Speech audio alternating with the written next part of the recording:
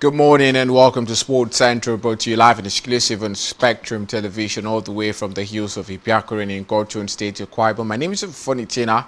Quite excited to be back on your screens this particular morning. A lot of excitement in the world of sport.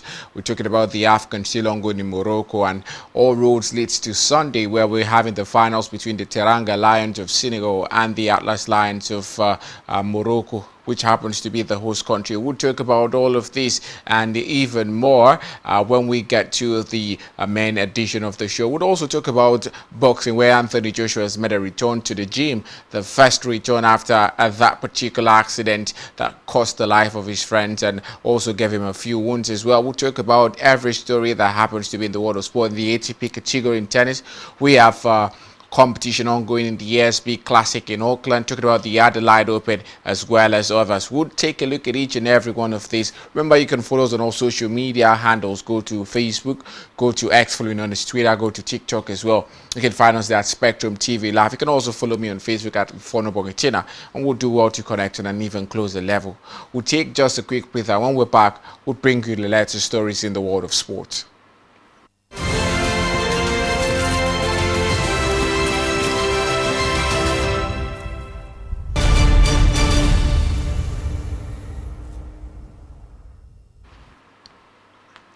Well, the question on everyone's lips is, can anyone stop Sebastian Baez in 2026? The Argentine maintained his perfect start to the new season today at the ASB Classic, where he defeated his opponent. He pulled double duty to defeat his opponent and reach the final in Auckland. After a suspended play early on Thursday, Baez returned to court against top seed Ben Shelton, leading 7-5, and upon assumption, the 25-year-old broke the world number 8 serve again and then held his nerve to seal his third top 10 win and second of the season, having beaten Taylor Fritz at the United Cup last week. Baez then returned to court shortly after and dispatched Marcus Giron 6-1, 6-4 to move to 7 wins and no loss at all in 2026. Baez now leads the American free love in the pairs ATP head-to-head series and is up 3 spots to number 36 in the live rankings. Into his 12th tour level final, Baez will compete for his 8th title and second on a hard court when he takes on 3rd seed Jakob Mensik in the final. Now, Miriam Rivas enjoyed a strong start to her career, as you could ask for. At just 18, she already owns 3 WTA Tour titles, one at the 250 level and the 2 WTA 1000 trophies she won last season. And one milestone is still missing from her resume is a WTA 500 title, and that could change soon as Andreeva defeated friend and doubles partner Diana Schneider 6-3, 6-1 in 1 hour and 23 minutes on Friday to reach the Adelaide final, the 5th final of her career. She face fellow teenager Victoria Mboko, who needed less than an hour to defeat local favorite Kimberly Biral earlier in the day and Bookhound Sports in the final. While Andreeva is yet to drop a set this week, Mboko knocked off defending champion Madison Keys in the quarterfinals and followed it up with a dominant showing against Biral. The Canadian will be making her 3rd appearance in a WTA final, aiming to run her record to a perfect 3 wins and no loss. Now to cycling, where Edinburgh and Leeds would host a Tour de France which starts in 2027. Well, Edinburgh and Leeds would host the opening stages of the men's and women's Tour de France, with the UK government saying it would be the most accessible major sporting spectacle ever held in Britain. It is estimated that the grand depart of both races will pass within an hour's drive of 60% of the population, with free spectating along more than 900 kilometers of public routes. The first stage of the men's race will start in Edinburgh and finish in Calliso, while the women's tour would get underway in Leeds and head to Manchester. Following the men's opening 184-kilometer stage on the 2nd of July, the peloton would face a 223-kilometer route from Keswick to Liverpool, followed by a 3rd stage of the same length from Welshpool to Cardiff. In the women's event, which begins on the 30th of July, riders would leave Manchester for a 2nd stage through the Peak District to Sheffield, before the final stage in London on the 1st of August. 2027 will be the first time both the men's and women's grand depart have taken place in the same country outside France. Now to football, where defending champions Nigeria will face familiar opposition after being drawn alongside Zambia, Egypt and debutants Malawi in Group C of the 2026 Women's African Cup of Nations, scheduled to be staged in Morocco. The final draw took place yesterday at the Prince Moulay Abdallah Sports Complex in Rabat, with the 16 qualified teams seeded into 4 pots based on the FIFA Women's World Ranking of December 11th, 2025. Host nation Morocco was automatically placed in position A1, while Nigeria, the holders, occupied position C1. The Super Falcons meeting with Zambia renews a recent rivalry, having emphatically beaten the Copper Queens 5-0 on their way to a 3-2 victory over host Morocco in the final last July to secure a record-extending 10th continental title. The 4 semi-finalists at the tournament will qualify directly for the 2027 Women's World Cup, with the losing quarterfinalist advancing to a playoff for 2 places at an inter-confederation qualifier. Now to Spain, where Hansi Flick brushed off Barcelona's 11-game winning streak as nothing as they beat Racing Santander 2-0 on Thursday to book their place in the Copa del Rey quarterfinals. Second-half goals from Ferran Torres and Lamine Yamal ensured holders Barcelona did not fall to the same fate against second-division opposition in the Cup as Real Madrid, who suffered a shock exit at the hands of Albacete on Wednesday. The victory also extended Barcelona's winning streak to 11 matches in all competitions, which is the joint second longest run in the club's history after the 18 games registered in the 2005-2006 season under Frank Rijkaard. Barcelona's last defeat was against Chelsea in November. Since then, they've opened up a 4-point lead at the top of La Liga, won the Spanish Supercopa, beating Madrid 3-2 in last weekend's final, and continued to progress in the Copa del Rey. That's all we have for you on Sport Wrap Up this morning. We'll take just a quick break. And when we're back, going to be exciting conversation on all these stories and even more. Make sure you stick around. Don't go anywhere.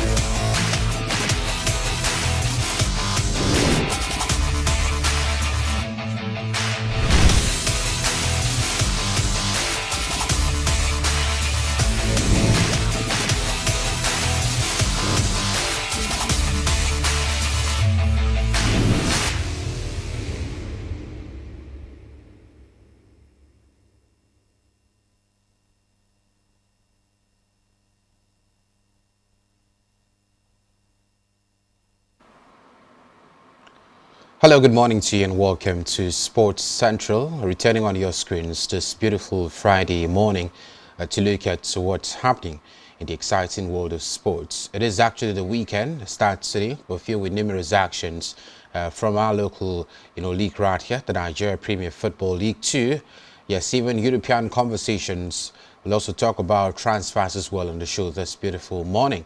I will also look at the Africa Cup of Nations as it reaches its crescendo tomorrow. The Super Eagles of Nigeria who play their third place game against the Egyptian side. And of course, thereafter, we should be looking at the finals of the Africa Cup of Nations, where Senegal will take on the host nation. Talk about Morocco later on Sunday. We'll talk about a whole lot in the world of sports this morning. The world of tennis with attention gradually shifting to the very first Grand Slam of the year 2026. Talk about the Australian Open, who I'm missing and who will be participating. We'll also look at other top-level competitions, especially for not-so-top names that are actually participating right here and won't be participating in the Aussie Open. We'll look at the world of basketball with so many franchises.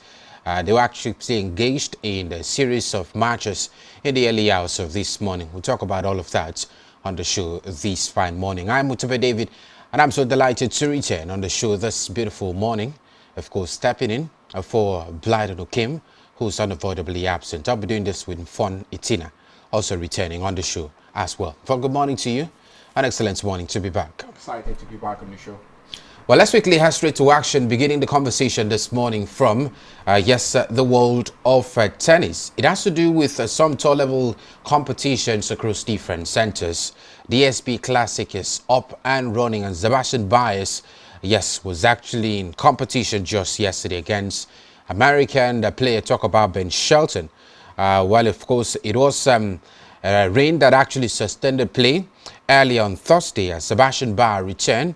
Two caught against top seed Ben Shelton, leading 7-5 and 0-1. But upon resumption after rain actually delayed that game, the 25-year-old broke, the world number 8 serve again, and then held his nerve to seal his third top 10 win, particularly and second of the season as well, having beaten Taylor Fritz at the United Cup last week. Well, the man looks like he's actually holding a whole lot of momentum at these particular opening exchanges of top level year 2026. The man then returned to court shortly after to dispatch Marcus Giron in another game 6-1, 6-4 to move to 7 wins and no losses in 2026. Well, of course, it looks like Sebastian Baez is a man to look forward to.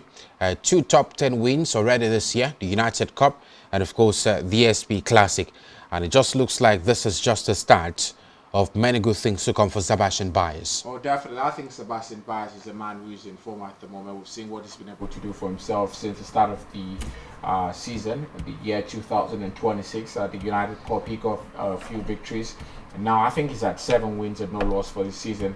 I think that's very, very important for a man who's trying to get into the Aussie Open and also make a name for himself. Sebastian Baez, an Argentine. We've not really seen Argentines dominating quite a long time. And Sebastian Baez is down here trying to do something handy for himself and getting that victory this morning. Had to play 2 games, compared to the previous game for the quarterfinal and then defeat Marcus Giron in the semi-final. I think it speaks volume of his readiness and intensity, because it's one thing to play 1 match in a day, it's one thing to play more than one, so it shows that the man has got what it takes to delve into the grilling waters of intensity and still get out with a victory. So congratulations to Sebastian Baez. It's all about winning the ESB Classic now for him and see how he can head into the Aussie Open with a lot of momentum.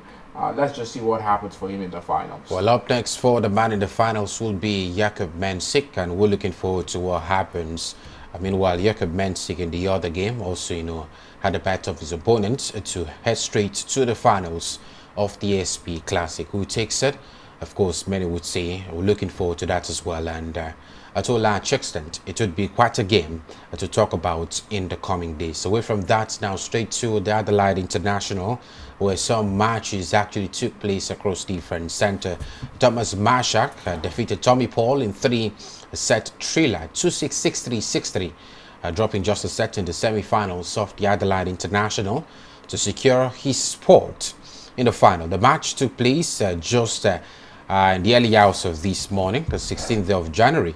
Mashak is actually the 8th seed, overcame the challenging start where he lost the first set to the second-seeded Paul. He stabilized his game, hitting 8 aces and 32 winners to mount a strong comeback in the final 2 sets of the ATP 250 hardcourt tournament. This particular victory also marks Thomas Mashak's third career final appearance and gives him a 3-1 lead in his head-to-head matches against the man. Talk about Tommy Paul. Well, this is actually 250 top-level event of fun, but Thomas Mashak also somehow trying to make a name for himself. Well, definitely, it's all about road to the Aussie Open. The Aussie Open starting on Sunday, and we expect a lot of these superstars to be there as well.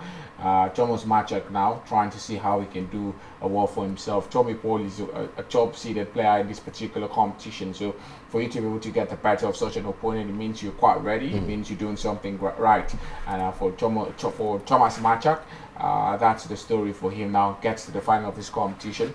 The Adelaide International, very close to Melbourne, where the Aussie Open would be scheduled. So we're expecting to see him take that momentum from the Adelaide International all the way to the Aussie Open, where it's going to be it's not going to be facing the likes of Tommy Paul anymore, the likes of Novak Djokovic, Alexander Zverev, Carlos Alcaraz, Yannick Sinner. So it's all about preparation and being in top gear ahead of the Aussie Open. We're looking forward to the game, especially the final of the Adelaide International and the finals of the Zadok competition. Talk about the SP Classic as well, but still talking about the Adelaide International, straight to the WTA category, where Mara Andreeva, of course, enjoyed a strong start to her career, particularly this year. On a milestone still missing from her resume is actually a WTA 500 title, and that could of course change soon, because Andreeva defeated a friend and doubles partner. Talk about Diana Schneider 6-3, 6-2 in a 1 hour and 23 minutes game just yesterday to reach the Adelaide final, the 5th final of her meteoric career. She'll face fellow teenager, talk about Victoria Mboko, who won the other game, needed less than an hour to defeat local favorite. Talk about Kimberly Biddle earlier in the day, and book her own sports in the finals as well. Well, this particular, Adelaide International final sees 2 teenagers facing off each other. Victoria Mboko, of course, potential opponent. Talk about the lady Mara Andreeva. We'll be looking forward to this 250 event. Mara Andreeva is 18. I think Victoria Mboko is actually 17. So 1 year separating both, teenagers at the moment. But one of the finals to look forward to, talking about players who've actually got potentials. It didn't just start this year, actually started last year. Well, I think these are the future of the WTA scene. We've seen Mira Andreeva last season, and alongside Victoria Mboko doing quite well, winning lots of competitions. Mboko, I think she won 2. Andreeva won 3 tour level competitions, 2 1000 and 1 250. And now she has a chance to start the year with a 500 level, title. Quite good for her. And it shows that it was not just a fluke for them. They've continued their progression from last season up to now. Talking about likes of Mira Andreeva, she's also defeated a few top names as well. Victoria Mboko defeated defending champion Madison Keys to get into this particular stage. So we would expect them to give a good account of themselves. The first Grand Slam of the season, just like I said, starts on Sunday, and both of them were looking forward to etched on into the annals of teenagers to win a Grand Slam. You'd have to go as far back as the likes of Serena Williams to see a teenager who won a Grand Slam. So it's quite exciting to watch. And I think I would say again, the future of the WTA is in safe hands. When you have the likes of Mira and Andreeva doing well, Victoria Mboko, quite exciting to see. Exciting to see. We're looking forward to what happens right here, particularly for the 2 teenagers as event unfolds. It would be quite a long stretch here in the WTA category, and to a large extent, something very handy is actually expected of these teenagers as well. Away from that, the Harvard International Cosiareto actually defeated Rusic in stretch sets to reach the finals. While in the other game, we also had Jovic ending a fairy tale run of wildcard Preston to reach the final. So that means Cosiareto and Jovic will be facing off each other at the Hobart International Open. But let's quickly head straight now to, of course, the NBA scene, where actions took place in the early hours of this morning. The Thunders actually surged in fourth quarter to defeat the Rockets 111 points to, of course, the Rockets side, who to a large extent have also been far from convincing. They were actually unable to hit the 100-point mark, and that to a large extent was very disappointing for this side. Well, Victor Wembanyama's Spurs side, the man returned from an injury scare to fuel Spurs past the Bucks, 119 points to 101 points. Well, it has been quite an unfortunate scene for the Spurs in the last couple of games without Victor Wembanyama, but the man returned and they were able to get the better of a quality Bucks side who to a large extent one would actually expect 2 seasons as last season the Bucks comfortably beating the Spurs. But Victor Wembanyama was a source of encouragement for the Spurs to get the better of the Milwaukee Bucks. Well, definitely, I think the Spurs have been one of the best sides this season. They're seated second in their conference. Shows you how good they've been. They've managed to get the better of the Western League and talking about the OKC 3 times already this season. It shows you the statement of intent there by the Spurs side. No longer one of the sides you could say to be the poorest of the poor. They're definitely up there with the best sides this season. Wembanyama, the Aaron Fox, and all of them trying to get the numbers for the San Antonio Spurs. It's what we've been seeing for the Bucks. I think they've been a shadow of themselves, especially. It started with the deterioration started last season till this season. Now we've seen them continuing that particular road. It's quite sad. Some would expect Giannis to lead the team better, but some would say he's doing his best, and the rest of the team have to step up because one man cannot lead the team to glory. And we're expecting that maybe when the transfer season heats up again, we might see the Bucks either getting players, or else we've heard rumors as well that Victor Wembanyama might be moving to another franchise. So it's either going to be a good story for the Bucks by getting new players, or bad story by losing Giannis completely. So I'm just waiting to see the reinforcement that Bucks side would make at the end of the season. Well, of course, we're looking forward to see what gets to happen, especially for the Bucks now. Inconsistency, I think, for the side as well. East leading Pistons actually rallied to beat the Phoenix Suns 108 points to 105 points for 4th win in 5 games, particularly for the side. The Dallas Mavericks actually cruised past the Utah Jazz 144 points to 122 points. Well, the Mavericks side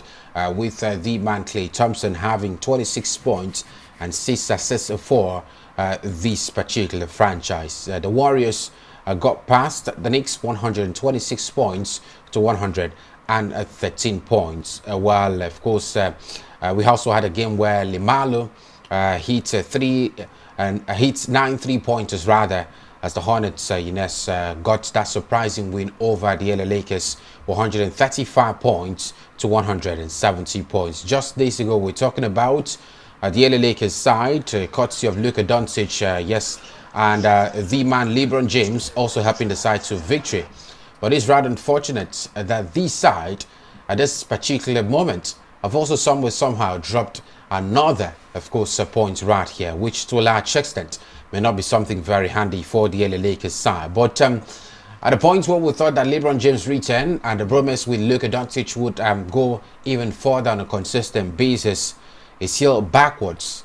The Hornets getting the better of the LA Lakers. It doesn't really sound, of course, something so realistic like 2 seasons ago, but it's what is happening at the moment. The Lakers side and not that Lakers side we used to know.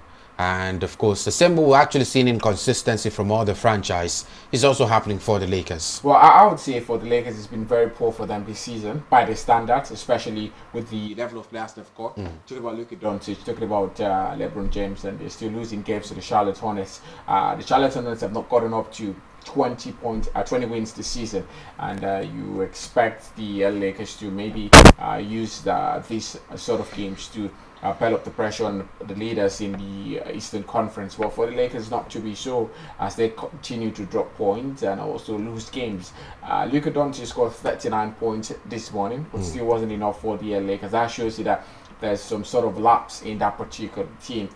we expected that once Luka Doncic comes in, he's going to be supported to the man LeBron James. We saw that partnership with Anthony Davis at a point didn't work out, and people were asking questions who would be able to complement LeBron James. Well, Luka Doncic came in, and now he's hitting the numbers, but looks like the rest of the team are falling behind, even LeBron James himself. So now many people might not even know the real problem, because now you've got someone who even scores more than LeBron James. You're supposed to add up the numbers now, but for the Lakers, I just hope they get to find a way to get consistency to be on their side quite soon. Well, of course, the Portland Trail Blazers overcame Adija's absence to beat the Hawks 117 points to 101 points, while the Boston Celtics gets a second win over the Heat with 119 points to 114 points, a win right there. Well, we hit the breaks right here. When we return, we'll have football conversation. Yesterday, we had the the WAFCON draw rather, that is scheduled for this year, taking center stage, and the Super Falcons have actually had opponents in their group. We'll talk about all of that as well as the AFCON as well. Do stay with us.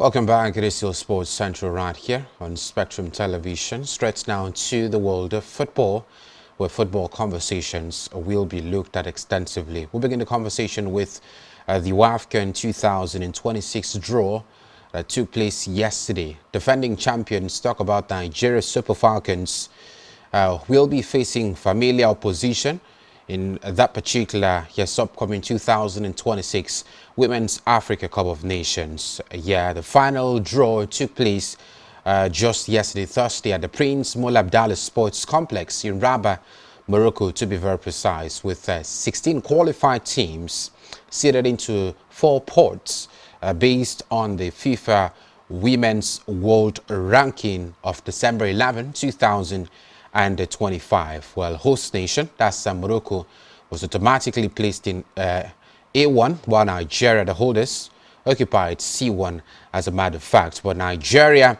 have been drawn alongside Zambia, Egypt, and debutant Malawi in Group C of the 2026 Women's Africa Cup of Nations. In Group B, particularly we'll start with Group A, where Morocco, that's the host country, will contest a North African derby against Algeria alongside fixtures against Senegal and Kenya. Group B has champion 2022 champion South Africa and Ivory Coast, as well as Burkina Faso and Tanzania, while Group D features Ghana, Cameroon, Mali, and debutants Cape Verde. So that's what it is at the moment. This particular WAFCON tournament is scheduled to take place from the 17th day of March. That will be on a Tuesday this year to Friday, April 3, 2026. 4 days shorter than the delayed 2024 edition. Well, I do not know what you make of these particular draws. Well, many would say to a large extent Nigeria's opposition may not be as hard as many actually thought it would be at this upcoming 2026 WAFCON. But to a large extent, they are the defending champions, and much is expected of the side. Zambia, Egypt, and debutant Malawi are those Nigeria will be facing at the 2026 WAFCON. Well, I think it's just an opportunity for Nigeria to extend their dominance at this particular competition. 10-time champions now, going for the 11th crown. I would say it's quite expected that Nigeria will do quite well. Looking at what's happening in the men's scene, the men failed to reach the finals, and the women at least tried to get some sort of momentum back for Nigerians, the fans who are watching at home. So for the bulk of the side, I think it's going to be a few of them we saw last year. I doubt we're going to really have new names, the likes of Michelle Alozie will still return, Ashley Plum, Chiamaka Nadozie, and the likes of them. This competition has been expanded now to 16 teams. Absolutely. Instead of 12 teams, and also there's been an added incentive. If you finish at the semi-final stage, you get to the World Cup straight. You don't go through qualifiers for the World Cup anymore. I think it's also an added motivation for the girls to strive to reach the semi-finals. Once you get there, we had the World Cup in 2027. Really excited, and also the prize money I hear is going to be increased from the one we saw last year. So a lot of things put in place by CAF, and Patrick must step up to make sure that we have a better competition. And once again, it's in Morocco. The third consecutive year at Morocco shows that other African nations are not good enough to get infrastructure ready in their hometown to get to host these competitions. But at the end of it, Morocco is ready. Let's go there and play football, just like I always say. Well, for Nigeria, the Super Falcons, I wish them the best of luck. Well, Nigeria actually received $1 million in the last edition of the WAFCON, but we hear, just like Ahmed mentioned, it will be increased even further. We do not know the exact price at the moment, but before the start of the competition, Confederation of African Football, through the CAF president, will also make it known, particularly for those who will be following this competition. Semi-finalist automatically qualifies for the FIFA Women's World Cup. Nigeria expected, and they're still favorites as a matter of fact, to challenge favorably and win the Women's Africa Cup of Nations. Still talking about the Super Falcons, we hear that Super Falcons forward have actually renewed her contract with her current football club. Well, it has to do with Toronto Star. Talk about Esther Okoronkwo. We hear she has signed a new one-year contract with the Canadian club AFC Toronto, and we hear she paid a one-year contract after arriving the Northern Super League outfit on a free transfer in February 2025, and here she is, another one-year contract. Well, at the time where she had that blistering performance for the Super Falcons of Nigeria, and even straight to our own football club, many actually thought that would also be a leverage to move ahead and move a step further toward the top clubs, maybe in mainstream Europe, or maybe in the MLS, or maybe in Saudi Arabia, where football is actually being developed at the moment. But yes, she has decided to stay for one more year in Canada. Well, it's about staying where you're valued now for Esther Koronko. She's really valued at AFC Toronto. Last year, she was the highest assistant maker in that particular league, not just for AFC Toronto, but in the whole league. So, looks like the league is really good for her at the moment. Maybe one more season, and then we can start talking about moving to Europe, mentioning Europe, maybe England, Spain, or even the German Bundesliga as well. So, I would say for Esther Koronko, it's all about building momentum and maintaining consistency, because it's one thing to have a good season, then you move and disrupt that consistency, you disrupt that momentum you have, you go sit on the bench and you've lost all the prowess you had before. So good to see her continue at AFC Toronto, maybe keep up that performance we saw last season, and then we can start talking about moving to a bigger club. Well, the Super Eagles of Nigeria are looking forward to their third place game against the Egyptian side later tomorrow. Well, we hear the boys are preparing. They're also training, as a matter of fact, looking forward to who wins the bronze medal at the ongoing Africa Cup of Nations. We hear Wilfred Didi will be available for the clash after sitting out Nigeria's semi-final encounter against the host country, talk about Morocco. So we're looking forward to that clash much later tomorrow. A whole lot. Many are saying, maybe to a large extent, why should they even play this game? Well, it is what it is. They have to play, as a matter of fact, to ascertain who wins that third place position in the ongoing Africa Cup of Nations. Won't dwell much on that, but let's quickly head straight to Europe now and look at conversations over there. Yesterday we had the Spanish Copa del Rey clash involving Barcelona and Racing Club. Well, Barcelona survived that Copa del Rey scare to reach the quarterfinals of it. They are the defending champions. They avoided an upset a day after Real Madrid faltered and flattered to deceive as well by edging second division leader, talk about Racing Santander, 2-0 to reach the quarterfinals of this particular competition. Well, they're still favorites to win this particular trophy, and once again they've also underlined why they have been to a large extent impressive at the moment. Well, from Real Madrid were knocked out, but Barcelona still in the competition. 2 more matches and then we're talking about the finals of the Spanish Copa del Rey, and they are still in pole position of defending that title once again. Well, I think after seeing what happened to Real Madrid, they feel they're a very strong 11. You could barely see young stars in that team. You had the likes of Lamine Yamal started, Marcus Rashford, Ferran Torres all started, and you could see that Hansi Flick really wanted to win this game, and it happened yesterday for him. Although the Racing Santander side brought the fireworks to that game, Racing Santander scored 2 goals. It was chalked off for offside to show you that they were really ready for Barcelona, but at the end of it, they survived the scare, unlike Real Madrid, who fell to Albacete on Wednesday. So now for Barcelona, another chance to get one more trophy this season. They've already got it, the Super Cup there, and now it's the Copa del Rey. They're still 4 points clear of Real Madrid in the league, so maybe on course to win maybe all titles available in Spain this particular season. Well, of course, these Barcelona sides still on course for doing something very handy. It was Ferran Torres and Lamine Yamal both scoring for Hansi Flick's main, and it looks like a determinant factor for the side to do better at the moment. So let's head straight down to France, where Paris Saint-Germain coach, talk about Luis Enrique, have opened up to using the same bin for fouls. Well, if you could recall, at some time last year, there was speculations about FIFA or IFAB rather introducing sin bins in the world of football. Well, sin bins are usually being used in rugby. It is a rugby style of seeing our players spend some time on the sidelines when they actually, of course, commit some comical fouls. But so many football pundits and even coaches have been talking about sin bins in recent times after those speculations happened last year. And Paris Saint-Germain coach Luis Enrique is one of the latest that's opening up to sin bin style system in football, whereby players are temporarily removed from the game for fouls. Just like I said, it is actually used in rugby matches. But now, an iconic figure has actually talked about sin bin. Maybe if we'll have other coaches talk about it, we may just actually see implementation being or happening, particularly in the world of football.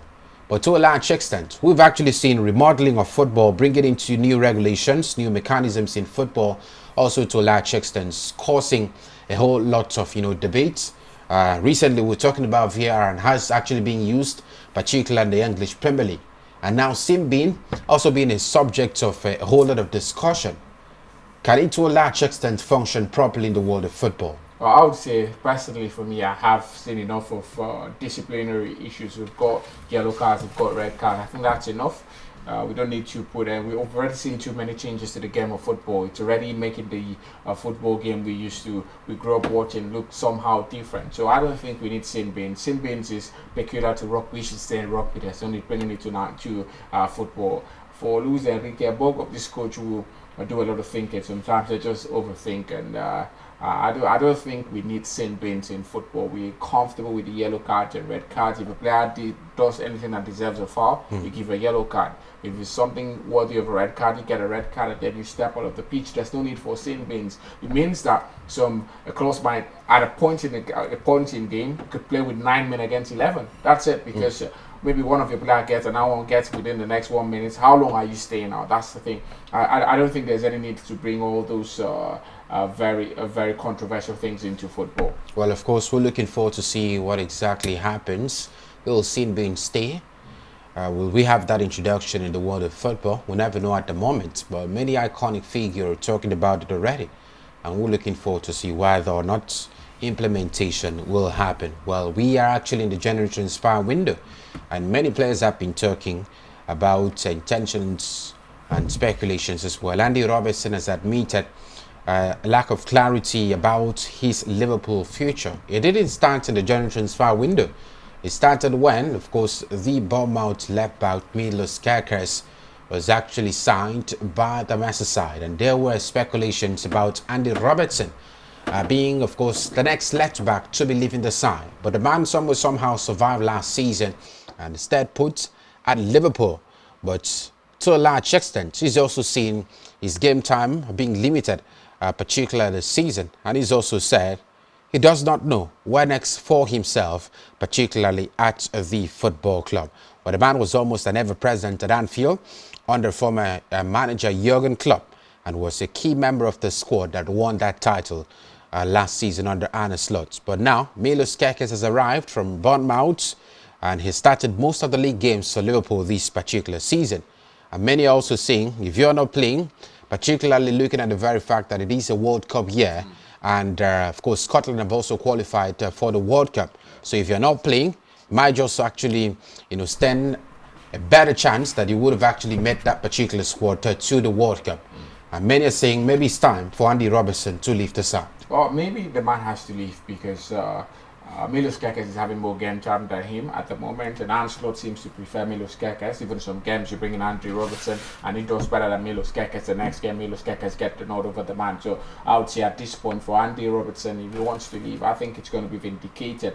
Unlike what's his name, Alexander Arnold, that left on his own terms. For Andy Robertson, for him now, looks like Liverpool do not need him anymore, and he cannot afford to be, a cover-up to Milos Kerkez. He has pedigree, is one of the highest goal contributors as a fullback in the English Premier League history. So definitely, I think he has quality. Not yet 30, so still has maybe 1 year, 2 years max for to be at the top level of his career.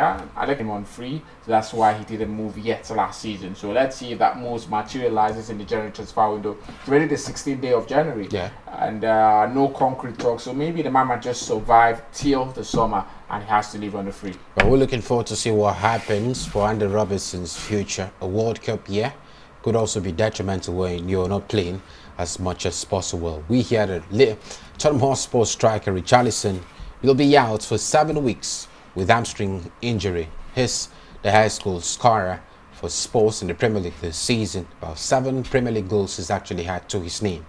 But it will be rather unfortunate because at the moment Spurs already, being inconsistent. And Thomas Frank, a whole lot of pressure expected on the man. Roma have actually signed the man Marlon from Aston Villa, and to a large extent, something very handy for the side. Well, we hear that he's joined Roma on only a year loan after moving to Villa from Borussia Dortmund. He scored 10 goals for, the Aston Villa side. But we're looking forward to what happens for the man Dylan Mallon, particularly in his news surrounding a football club. Talk about AS Roma. Lucas Paqueta, we hear, could move, but be loaned back to West Ham. According to reports we're getting at the moment. Well, yesterday we talked about him that he wants to return back to his hometown.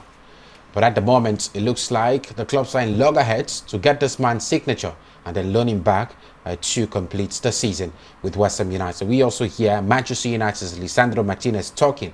He said he wanted to quit after an ACL tear. If you could recall, at some point he had a toe injury, had to go under surgery, and before that ACL tear also happened, and he also had to go under another surgery. He said he actually considered quitting football, but here the man it is, he's actually returned back to fitness, and we're looking forward to see what happens for him at Manchester United.